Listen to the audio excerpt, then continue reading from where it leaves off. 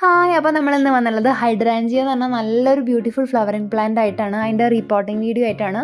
ഇതിൽ ഞാൻ നമ്മളെ ഗ്രോ ബാഗിലും ചെടിച്ചട്ടിയിലും ഉണ്ടായിരുന്ന പ്ലാന്റ്സ് നേരെ മണ്ണിലോട്ട് ഇറക്കി വെക്കുക. കാരണം എനിക്ക് തോന്നുന്നു ഇത് കുറച്ചും കൂടി ഒരു സെമി ഹാർഡ് വുഡ് ആയിട്ടുള്ള പ്ലാന്റാണ്. കുറച്ചും കൂടി ഒരു മരം പോലെ വളരുന്ന ഒരു പ്ലാന്റ് ആയതുകൊണ്ട് അതിൻ്റെ റൂട്ട് ഡെവലപ്മെൻ്റ് ഒക്കെ അവിടെ നിന്ന് പോവുകയാണ്. നമുക്ക് ബുഷായിട്ട് വേണമെങ്കിൽ ചെറിയ പോട്ടിൽ വളർത്താം. പക്ഷെ കുറച്ചുകൂടി നമുക്ക് നല്ലോണം വലിയൊരു പ്ലാന്റ് ആക്കണം എന്നുള്ളവർക്ക് നേരെ മണ്ണിലോട്ട് പോട്ട് ചെയ്യാം. ഇതിലിപ്പോൾ ഞാൻ മുന്നേ യൂസ് ചെയ്തിരുന്ന പോട്ടിങ്സ് റിമൂവ് ചെയ്യുന്നില്ല. മുന്നേ ഉപയോഗിച്ചിരുന്ന പോട്ടിങ്സിൽ ചകിരിച്ചോറുണ്ടായിരുന്നു, കോക്കോ പീറ്റ്, ക്ലേ ബോള്, അതുപോലെ പെർലൈറ്റ്, അതുപോലെ ഗാർഡൻ സോയിൽ, പിന്നെ ഡ്രൈഡ് ലീവ്സ് ഉണ്ടായിരുന്നു. നിങ്ങൾക്ക് വേണമെങ്കിൽ ചാണകപ്പൊടിയൊക്കെ പിന്നെ മിക്സ് ചെയ്ത് കൊടുക്കാം, നല്ല വളമായിട്ട് നല്ലോണം വളർന്ന് വരാൻ വേണ്ടിയിട്ട്.